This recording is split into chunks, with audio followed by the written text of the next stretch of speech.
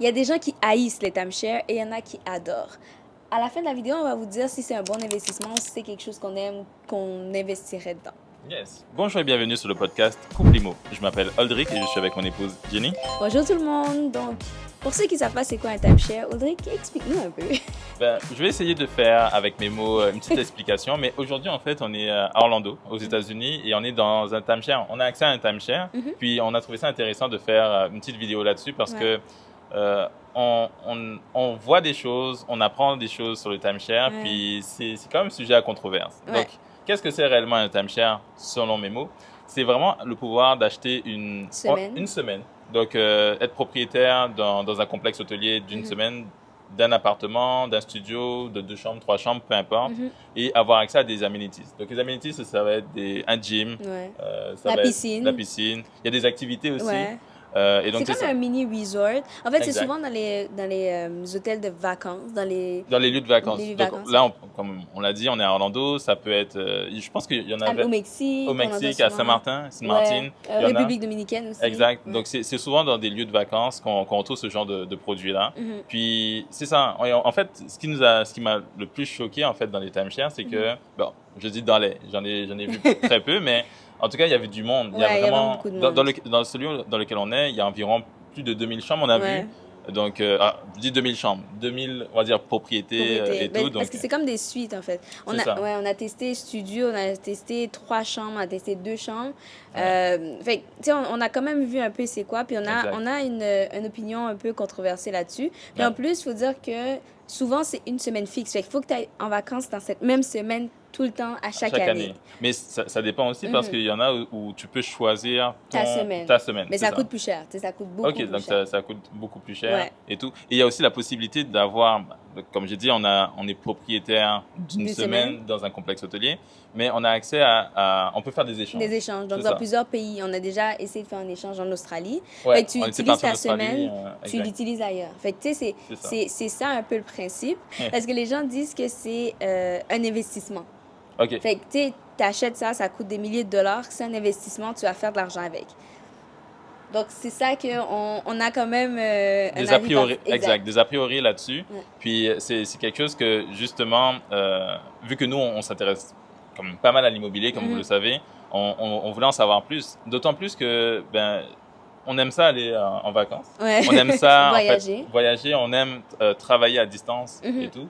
Puis, acheter une semaine dans un complexe hôtelier où il y a des activités et tout, on trouve ça intéressant. Donc, justement, c'est quelque chose sur lequel on voulait vraiment savoir est-ce que ça vaut la peine d'acheter ça ou pas. Porter attention là-dessus. La vraie question, c'est ça coûte combien un timeshare?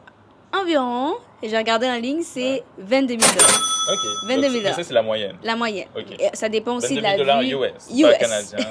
US. Exact. Donc, en euros, c'est peut-être 20 et quelques mille. Ouais, mais c'est pas loin. 21 000 €. À l'heure actuelle, ça serait 21 000 €.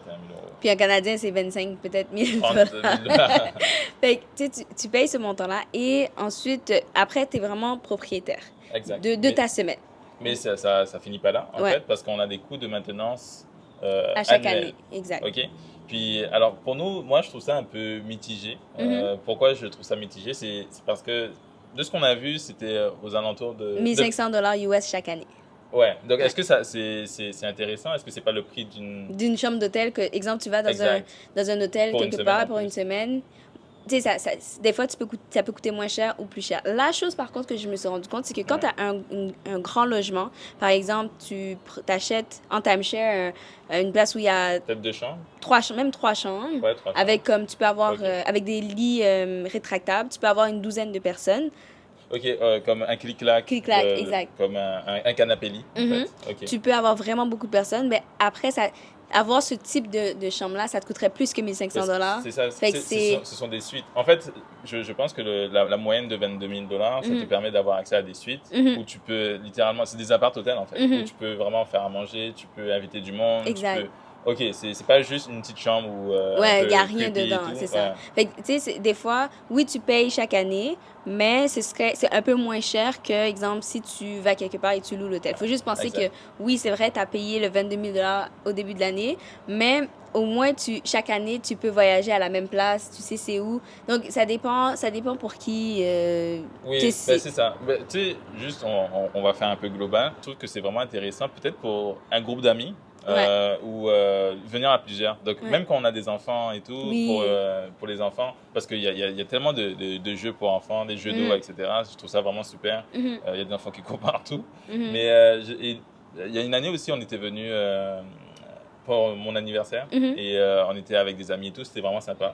Et donc, je trouve que ça, c'est super cool pour ce type on va dire, de setup, d'activité en fait, de groupe. C'est ça, parce que si, exemple, chacun devait prendre une chambre, par exemple, surtout si tu as des adolescents en tant qu'enfant, ou si tu viens avec des amis, vous prenez 3, 4, 5 chambres d'hôtel, ben ça coûte beaucoup plus cher que si tu avais le timeshare que tu paies un seul montant. Un seul montant fixe, tu sais que ça bouge pas. Est-ce que faudrait vraiment voir ça? Je pense pas que d'une année à l'autre, ils peuvent donner des frais supplémentaires ou faire une sorte de...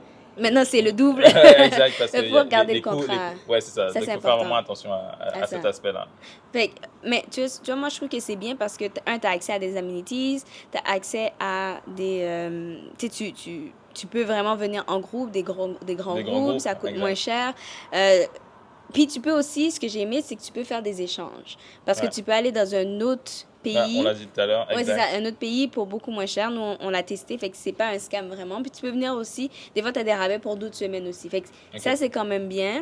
Mais avant d'écouter ça, puis se dire, OK, moi, j'achète un timeshare, je pense quand même que c'est important de prendre en considération que je trouve qu'un timeshare devrait s'acheter cash. En comptant. Donc toi, tu dirais que les paiements en plusieurs fois ou un paiement à crédit, c'est pas intéressant d'acheter... parce que tu payes beaucoup plus cher. C'est mieux de payer cash one shot, puis tu sais qu'après, tu payes juste les frais de maintenance. Mais si tu payes des intérêts sur... Finalement, ça te coûte 120 000 pour une semaine par année, ça vaut pas la peine. Exact. Il faut vraiment que tu aies l'argent pour... faut vraiment que tu aies l'argent pour l'acheter cash, puis tu sais que tu as toujours tes vacances chaque année et que tu prévois peut-être un 100 chaque mois pour couvrir les frais pour les vacances. Fait que ça, il faut faire attention. Une autre chose aussi, c'est que je pense pas que c'est un investissement. Je pense que c'est un investissement sur soi, sur son bonheur puis sur sa famille. Mais je pense pas que c'est un investissement parce que est-ce que tu vas vraiment louer cette chambre d'hôtel-là à un prix beaucoup plus élevé quand cette personne-là... Est-ce que tu vas vraiment faire de l'argent avec cet investissement-là? Mais même à la revente, en termes de prise de valeur... Ça prend pas de la valeur. Je pense pas qu'un timeshare... Enfin, c'est même pas que je pense pas, c'est que... J'ai quand même lu là-dessus, j'ai fait des recherches. Ça prend pas tant de valeur que ça. Ça se revend.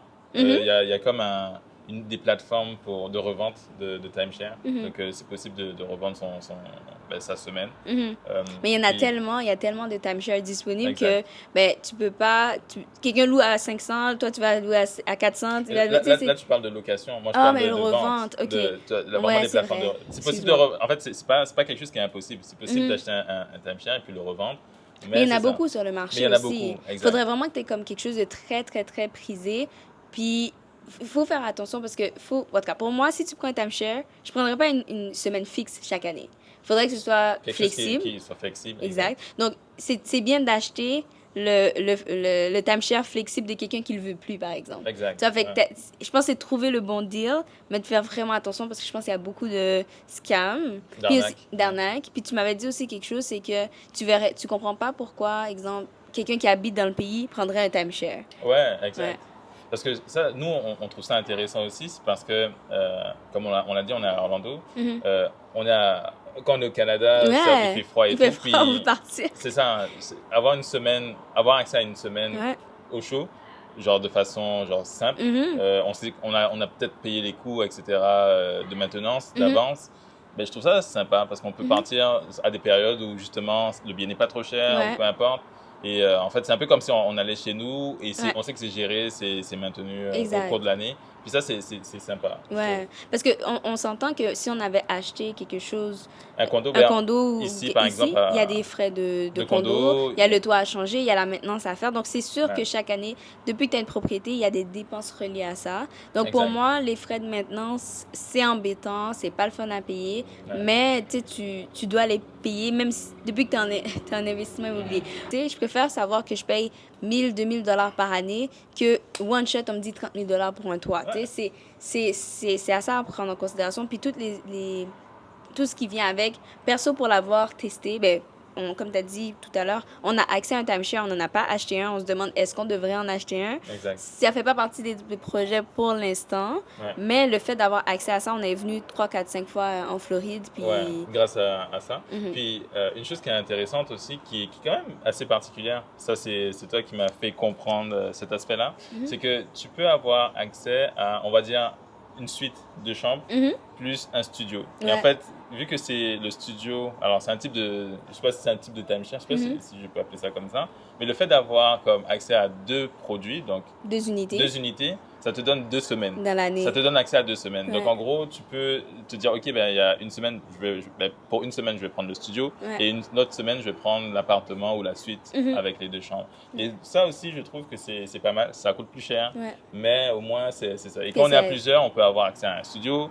et à 2 chambres. Donc tout le monde vit en même temps. En même temps pour une semaine, mais au moins on a accès à quelque chose de huge parce que ça permet de plus d'une dizaine de personnes, voire même plus en fait. Ben oui, mais ce qui est aussi important, je ne sais pas s'il y a des timeshares où il n'y a pas d'exemple cuisine. Nous, je trouve que c'est bien, c'est que quand tu as une cuisine dans ton timeshare, tu peux cuisiner, puis ça te coûte aussi moins cher que si tu allais aller au restaurant 3 fois par jour et tout ça. Donc là, tu cuisines. Donc ton petit déjeuner et tout, tu peux le préparer sans aller chercher un brunch ou un restaurant et tout. On parle en connaissance de cause. Mais c'est ça c'est vraiment sympa avoir cet aspect appart hôtel. C'est cool aussi. C'est vraiment comme si on allait à la maison. Exact. Et ça c'est vraiment sympa. Mais les points négatifs, guys. OK.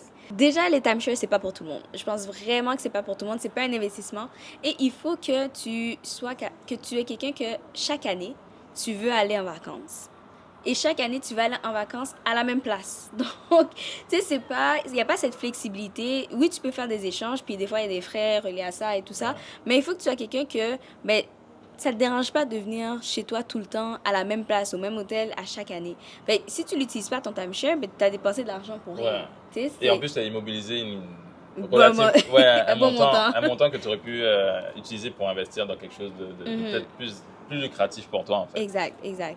Puis, donc, ça, c'est à prendre en considération. Comme tu as dit tout à l'heure, ça perd de la valeur. Exact. Donc, à part j'ai dit que je ne suis pas sûr que ça prend de la valeur. Ça peut, mais je pense qu'il y a un coût de dépréciation quand même. Relié au fait que justement ça prend pas de la valeur. Donc, avec l'inflation, donc t'as payé quelque chose de quand même relativement cher. Mais si tu prends un bien plus ou moins d'exception avec une vue à couper le souffle, tu sais, c'est plus que le fait que tu vas le relouer après ou le revendre. C'est vraiment que tu as ce bien-là. Puis ça peut prendre de la valeur. Faut pas se le cacher, ça peut prendre de la valeur. Ça pourrait. Surtout si, exemple, ce type de bien n'est pas... il n'y en a pas énormément. C'est une forme de rareté. Ça peut être intéressant, mais il faut garder en tête que c'est pas comme si vous achetez, c'est pas un appartement que vous achetez réellement en fait. C'est juste une semaine dont vous avez accès à une semaine. Exact. Donc oui, ça pourrait prendre de la valeur si c'est bien situé, si les amenities donc les activités dans le timeshare sont super, etc. Si c'est bien entretenu. Oui, surtout si c'est bien entretenu, qu'ils utilisent bien les fonds de maintenance, que ça donne envie aux gens de venir encore à cette place-là. Ou qu'il y ait de nouvelles personnes. Mais donc oui, le coût de dépréciation est quand même, faut garder ça en tête. Donc je pense que c'est, comme tu le dis, c'est pas pour tout le monde. Je pense qu'il y a une catégorie de personnes, comme je dis, peut-être les grandes familles, les familles nombreuses, ou les gens qui n'habitent pas dans le pays, qui veulent tester, qui veulent toujours partir, mais qui savent qu'ils vont aller dans ce lieu-là. En fait. Par exemple, nous, on y réfléchit fortement parce qu'on habite donc, à Montréal. Mais donc il fait souvent froid et on se dit ok, Orlando c'est cool, c'est environ 2 heures de vol, puis avoir un endroit une semaine où on peut se poser et tout à n'importe quel moment, ça peut être intéressant. Je pense que les retraités aussi je pense que ça peut être cool et tout. Et comme on a dit, si je pense que tu peux acheter plus qu'une semaine aussi peut-être. Tu peux acheter plusieurs, vraiment illimité en fonction du montant c'est ça. Donc je pense que ça peut être intéressant pour certaines personnes. Une chose par contre à prendre en considération, puis on n'a pas encore trouvé le moyen de dire arrêtez, non, laissez-nous tranquille. C'est que à chaque fois que tu viens, ils essaient de te vendre quelque chose. Fait qu'il y a, des fois, il y a des scams. Tu sais, tu viens en vacances, t'as pas envie d'aller à une présentation où ils te disent, viens acheter un timeshare. Tu sais, nous... ajoute quelque chose de plus à ton timeshare. C'est comme, on veut juste aller en vacances, laissez-nous tranquille. Fait tu sais, c'est embêtant. Tu peux dire non, c'est juste que je pense qu'on est tellement là, oui, viens vous reprendre ton welcome package. J'ai comme, oui, puis... Next thing you know, t'es dans une présentation. Exact. Et ils vont essayer. Alors, on a déjà fait, c'est justement, c'est le speech. Je sais pas comment dire. C'est présentation de vente. On va dire ça comme ça. Puis c'est quand même assez. C'est spectaculaire. C'est spectaculaire. Ouais, c'est à l'américaine. Ouais, ils applaudissent. Ils applaudissent, ils mettent limite une petite musique. Oui. Et tu vois, quelqu'un a acheté. Ouais, ils ont des. En tout cas, bref. Mais honnêtement, c'est vrai que ça, je pense que pour quelqu'un qui est pas là pour ça, qui veut juste du repos puis profiter de sa semaine, ça peut être un peu lourd. Ouais. Puis si quelqu'un est peut-être fortement influençable, ça peut être très très embêtant parce qu'ils sont très ils vont vraiment te pousser à... Ils vont te montrer que ça te coûte rien. Ça te coûte rien, que tu peux le faire financer. Ouais, que ça va te coûter $100 par 2 semaines, ou par semaine ou par jour limite. Ça coûte, au final, ça te revient super cher. Ouais. Mais c'est ça. Ça, je pense que c'est un inconvénient quand même. Je pense que ça fait partie des pires choses, en fait, en termes d'inconvénients. Parce que... Mais la prochaine fois qu'on vient, on dit non. On dit oui, on est déjà owner. Non, on n'est pas intéressé. Puis, oui, mais... D'un côté, tu te dis, est-ce que je suis en train de passer à côté de quelque chose? Ils vont te dire, ils ont des nouveautés, que tu vas pouvoir aller à Las Vegas, tu vas pouvoir aller... Ils vont te vendre un rêve. Puis après, tu te dis, waouh, je viens de signer pour un 10 000 $ que je vais payer. C'est comme... Mais nous, en tout cas, on a vu le bénéfice. On a vu... c'est ça, on voit les bonnes choses du timeshare, on voit les mauvaises choses du timeshare. Il faut vraiment réfléchir à ça de façon raisonnée, réfléchie. C'est très important de vraiment se poser et vraiment mettre les pour et les contre de si oui ou non on achète un timeshare. Ouais. Mais sachant tout ça, OK.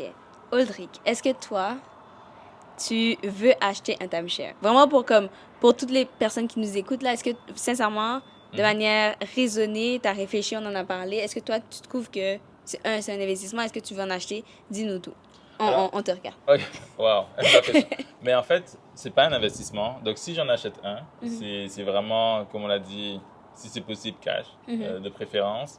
Puis, je dirais oui, j'achèterais bien un timeshare parce que je pense que de par notre localisation à Montréal, c'est intéressant. Et surtout, on aime beaucoup les États-Unis, on aime ça, y retourner assez régulièrement. Avoir une place où on sait qu'on y a accès environ une fois par année, de façon flexible, par contre, je pense que ça peut être intéressant. Pas d'investissement, on va dire que c'est plus... un petit cadeau que tu fais. C'est un petit cadeau, mais c'est un investissement sur nous, plus que sur le côté un investissement financier. Je sais que, imaginons qu'on met 30 000 $ canadiens, du coup, donc, ou même 30 000 $ US, parce qu'on a pris plusieurs chambres, donc plusieurs semaines. Tu le ferais? Je le ferais. OK. Et toi, qu'est-ce que tu... Ben, je pense que c'est pour ça qu'on est mariés, hein? Elle veut pas dire... Dans la réalité, elle aurait dit « Oh non! » je rigole. Mais je pense que si on a les moyens pour, comme on est assis financièrement, on veut, comme tu as dit, on achète cash. Tu sais, je l'aurais pas fait tout de suite. Okay. On est en phase, on veut acheter de l'immobilier, avoir des investissements. Mais tu sais, je sais que, vu qu'on a accès à un timeshare, je suis contente. Puis après, comme je l'aurais acheté, surtout pour notre famille, tu sais, si on a une grosse famille, nos enfants, avec ta famille, ma famille, on vient en vacances avec tout. Vraiment comme un moment de détente, un moment joyeux, en famille, plus que comme l'aspect financier. C'est pas ça qui va me rendre riche. Tu sais, j'ai envie de dire une chose, c'est un peu... Je ne sens pas des sentiers battus, mais on a pensé aussi à acheter un condo en Floride, à Orlando. Le truc, c'est que quand on regarde les coûts reliés à l'achat et toutes les garanties qu'on demande au niveau des banques et tout, c'est très compliqué parce que faut penser aussi à une chose, c'est qu'on parle des frais fixes et c'est pour ça que c'est pas si mal comme ça, plus la vidéo avance. Parce qu'en fait, quand on achète un appartement, un condo ou quoi que ce soit, il faut penser au fait qu'on paye donc l'hypothèque, l'assurance, les frais de condo. les taxes. Le marketing, si tu veux louer durant l'année. Exact, donc il faut trouver une compagnie de gestion, etc. Donc en fait, il y a beaucoup de choses qui englobent en fait l'achat d'une vraie propriété. Certes, ça peut prendre plus de valeur, mais au moins... Mais il y a des coûts, ça peut revenir à l'achat. Et nous, j'avais fait mes calculs et tout, je t'avais montré un peu. Puis je trouvais que ça pouvait être lourd à Orlando d'acheter quelque chose. Surtout en Floride, je ne sais pas s'il y a des gens dans l'audience qui regardent un peu les États-Unis en termes d'investissement. La Floride, c'est intéressant, franchement, c'est super intéressant. Mais je trouve que en termes d'assurance et tout, c'est très très cher à cause des cyclones et autres. Donc, et les frais de condo, certes, ils ont vraiment beaucoup d'activités dans leurs immeubles, dans leurs condominiums et tout, mais c'est cher. Les frais de condo sont super élevés, des frais de condo à $700 et tout, sans parler de l'hypothèque, sans parler des taxes, etc. Ça peut être très lourd. Donc, non, c'est vrai. Puis ce que je t'ai dit la dernière fois qu'on parlait un peu, je te disais, si je vais à Orlando, je veux venir puis pas me dire, oh, le gazon a poussé trop, faut qu'on trouve quelqu'un qui va passer le gazon. Oh, il y a un problème, tu sais, là, on était à l'hôtel, il y a eu un petit problème, on a appelé, ils sont venus, ils ont réglé le problème. Fait que, tu sais, pour moi, vu que c'est un moment de détente et non un investissement, pour l'instant, tout de suite, c'est pas quelque chose que je ferais, mais vraiment comme aller dans le timeshare, profiter de la piscine, profiter du beau temps, marcher, tu sais, aller à côté, il y a Disney, tu sais, la dernière fois, on conduisait dans les quartiers un peu plus riches, vers les belles maisons. Tu sais, là, on va aller à Tampa, on est situé là, on a comme une adresse là, on peut vraiment faire des choses. Fait que ça, c'est quelque chose que... Un timeshare, pour ça, oui, mais pour un investissement, non, je veux pas... C'est pas un investissement. Moi, je pense qu'on va terminer sur cette date-là. C'est pas un investissement. Mais c'est intéressant en termes de villégiature, donc un endroit où on prend du bon temps. Surtout quand tu aimes ça, venir à la même place, tu veux de la stabilité, c'est parfait pour nous. C'est pas... Et même les couples qui sont nomades digitaux, qui cherchent une place où bouger et tout, ça peut être intéressant. Il y a une cuisine, c'est cool. Exact. Donc, dites-nous en commentaire, est-ce que vous aviez déjà entendu parler des timeshare? Donc, laissez-nous savoir dans les commentaires. Si vous aimez ça, s'ils en ont un, s'ils aiment ça, qu'est-ce que vous en pensez? Qu'est-ce que vous avez appris là-dessus? Peut-être qu'il y a des choses qu'on ne sait pas, que vous savez. Puis, on serait très ouvert à avoir votre opinion là-dessus. Donc, C'est ça. Donc, abonnez-vous à notre Instagram. Donc, on va mettre ça là, ici. Puis, abonnez-vous à la chaîne YouTube. Puis, dernière chose, t'as oublié de le dire, bébé. On va sortir un jeu pour les couples. Donc, si vous voulez répondre au sondage, tout ça va être dans la description. Donc, à bientôt, guys! Bye.